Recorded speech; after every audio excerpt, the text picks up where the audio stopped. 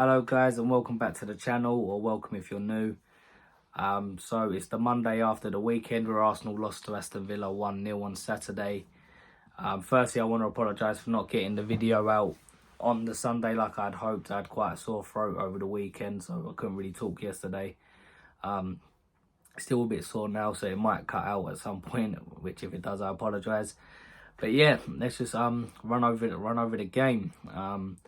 It was a game where I felt the better team lost on the day. I thought Arsenal, after the first 8 or 10 minutes, dominated the game, created chances, and really a game we should have won. And of course, there was some controversy within the game as well that, you know, just seems to follow us around at the moment. So we'll briefly discuss them and my opinions on it. But looking at the game, I think it's one we should have won. Villa went 1-0 up within the first 6 or 8 minutes. Yes, it was a good goal from Villa's point of view. I felt, you know, they played it well, played out from the back well, but I still think it's too easy from Arsenal, man. I really do. I think the cross should be stopped better. I think Gabriel should have got closer to Bailey and stopped him in how to put it back. Rice's positioning weren't great, but the man I look at the most is Ben White, and, you know, when Bailey cuts that ball back to John McGinn, for him to be able to touch it in your box with his back to you, and then turn and hit a shot past the keeper. I mean, that's just piss poor defending. And Ben White, for me, has to take the massive responsibility for that. But then after that, you know, we dominated the game, we controlled it. They didn't really have much after that. The one chance I can remember them having was Ollie Watkins in the first half, where he went through and, you know, Raya made a good save that he got called offside during the game, but if he scored it, it looked like he potentially was onside. So big save from Raya, who, by the way, I thought had a decent game. Raya, you know, he saved what he needed to. His kicking weren't bad. At first I thought he could have maybe saved their goal, but watching it back, I think I was being harsh. So yeah, and I thought we had a good game. But yeah, then I feel like we just had chance after chance. Odegaard missed 2 big chances that I think he's got to score both. Especially the first one. Good bit of play from Havertz into Jesus. Jesus lays him off. And he don't hit it first time. He's composed enough to take a touch and, you know, create a better angle for the strike. But then you've got to hit that higher. It's got to go middle to top bins. You know, you can't then hit that across the floor. It makes it so much easier for Martinez to save it, who, yes, it was a decent save, but he shouldn't have been given a chance. And second half, again, Kai Havertz cut it back, who was, by the way, I thought Havertz was probably our best player on the day. Comes to Odegaard for what should have been a typical Odegaard goal, and he just fluffed these lines. And, you know, there was other opportunities I felt we could have worked things better. Villa played, obviously, a really high line on the day, and I just can't believe we didn't catch him out with it once, really. There's that one time a ball went in behind to Martinelli, who lobbed it over Martinez, and then Carlos cleared it quite comfortably off the line. Again, I thought that was quite poor from Martinelli. I thought he should have, you know, either knocked it over him and then kept control of it, or you've got to hit it with like the inside of your foot and lift it over him properly to let it have a chance of going in. And in the second half, Saka went through, exposed their high line, went round Martinez and scored, but was marginally offside.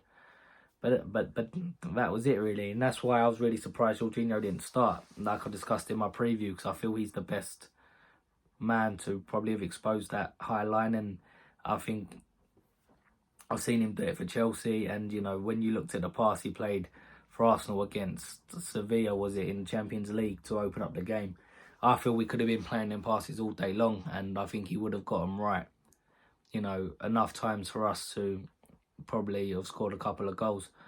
But even without Jorginho playing, we created more than enough, man, and we should have won that game.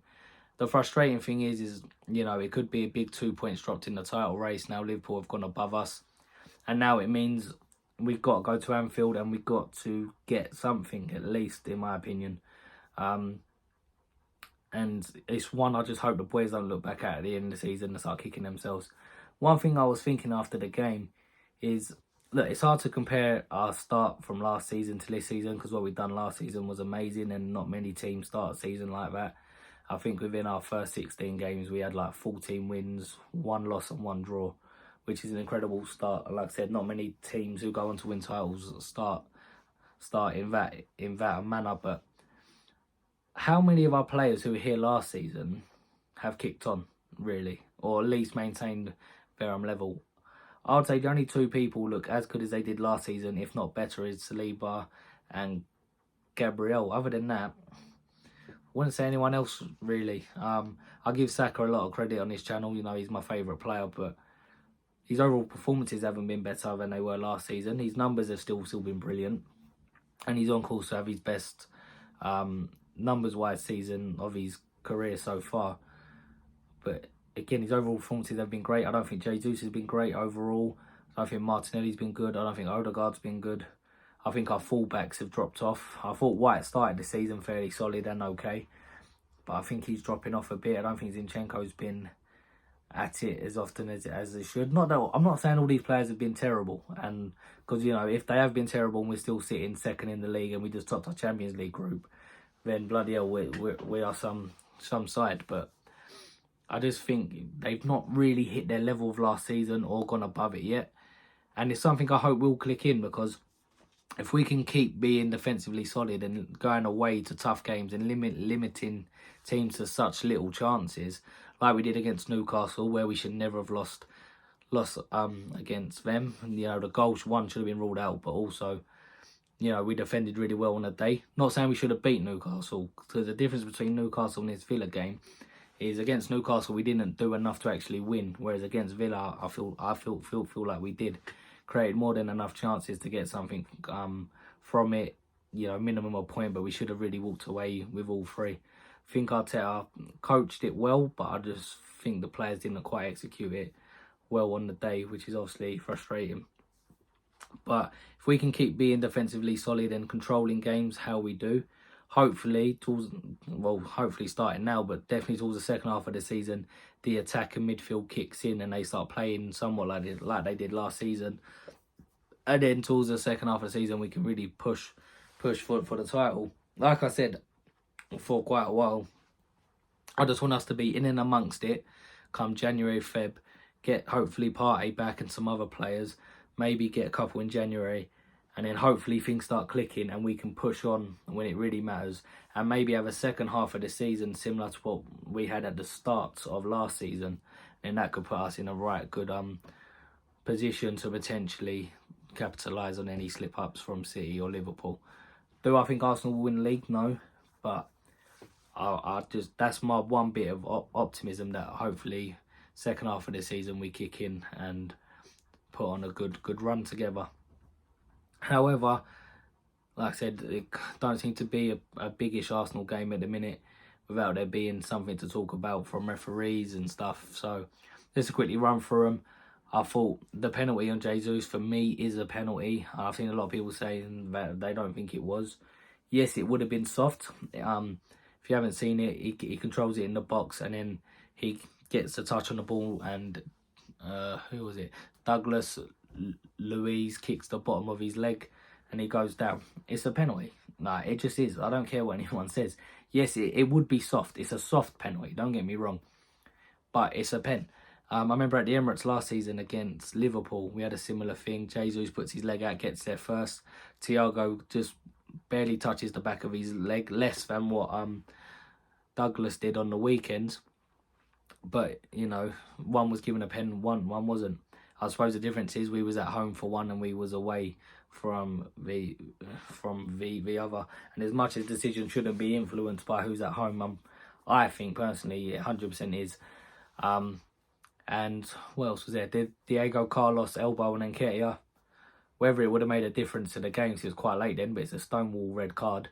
You know, I mean, there's probably police around the ground. I'm surprised no one picked him up after the game and took him down, because it was just completely unnecessary and just a stonewall red. How VAR don't give that, I don't know. Now, what I think's weird is that the referee wasn't looking at it, but he stopped the game, gave a free kick and booked him. So surely someone must have told him, oh, by the way, there's been a foul there, you've got to book him. Like, who's told him that? So why have they not looked at it and sent him off? I don't know. And the last one being the goal. Kai Havertz managed to get the ball in the back of the net towards the end of the game. Got ruled out for handball. this is the biggest one for me, because for me that was just ridiculous. I suppose technically by the laws of the game, it is technically a handball, but the law's just fucking stupid. Excuse my language, but it's so stupid. How can it touch Matty Cash's hand first, for starters, who's obviously the defender for Aston Villa? So why was it not? If you're gonna rule out the goal for it, why are you not giving a pen? It don't make sense to me. How can a defender accidentally hand the ball in the box and that's fine, but the attacker, who's got absolutely no intention, probably hasn't noticed it's hit his arm because it's just bouncing around all like a pinball, and he, maybe it touched his arm, maybe it didn't. I'm still not even convinced it did touch his arm. And then he pokes it in, and I don't think VAR could determine if it did touch his arm or not. So I think VAR just stuck with the on-field decision from the ref, who was very quick to blow and rule out the goal. And I think personally he probably got it wrong. And I think if he doesn't blow, that goal probably stands, because I've watched it a few times. I don't see how anyone can conclusively tell me that hit his arm.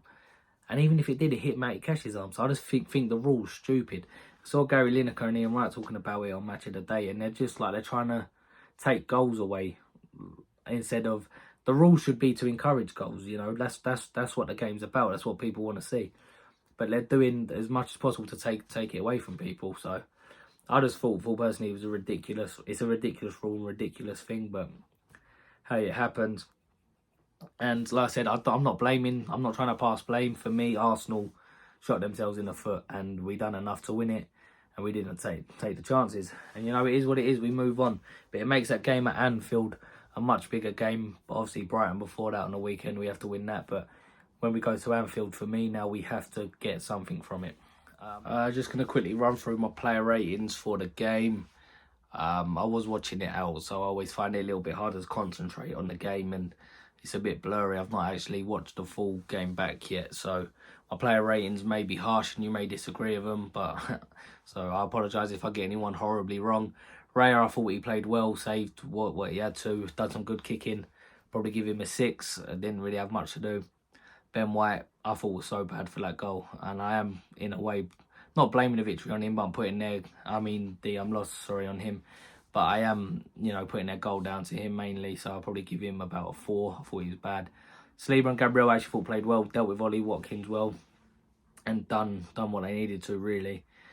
Like I said, I thought Gabriel maybe could have done a little bit better on the first goal as well, but I'll probably give them both 7. Zinchenko, thought he was quite bad in the first half, to be honest, but I thought he was right in the second half. Probably give him a 5. Rice, probably his worst game for Arsenal, but he still wasn't bad. I'll still probably give him maybe about a 7. I thought he done relatively well. Odegaard, for me, should have won us the game with his chances, so I'll probably have to give him a 5. Kai Havertz, I thought was our best player. Thought he was involved in anything good we did do. Should have had a goal at the end, in my opinion. Probably give him about a 7. I don't think anyone was above a 7, really. And then our front 3, I thought was all quite equally ineffective, so I'll probably give them all a 6. Subs, I don't think any subs made an impact to even bother rating them. But yeah, just frustrating game. But hey, one we need to move on from. I'll quickly touch on the PSV game. I wasn't planning on doing really a preview for this because it is a dead rubber game. To predict the 11, I wouldn't have a clue, because I suspect that there'll be loads of changes, potentially some youngsters playing. I think you will see some of like the main 11 and squad play, like Kivior. I think Ramsdale will play. I think Cedric might come in, even though he's not part of like the main squad, but I think he might play. Jorginho will probably play. Vieira. One of Gabriel, Saliba or White, I imagine, will play at least, or Zinchenko. So yeah, it'll be for me, PSV games just as simple. Go there, play it because we have to. Rotate heavily. Don't play some of your big boys. Come back with hopefully no injuries, and the result doesn't really matter whether we lose, draw, win. So yeah, we'll just be more looking forward ahead to Brighton, which will be a big game on Sunday. So I will be doing a match reaction to PSV anyway, and looking ahead to Brighton. And yeah, so let's just, like I said, hope that there's no injuries and crack on to Sunday. But yeah, I'll talk to you guys either Tuesday evening or Wednesday. Let me know in the comments what you think of the game. And yeah, please like, comment, share and subscribe. Talk to you soon. Take care. Bye-bye.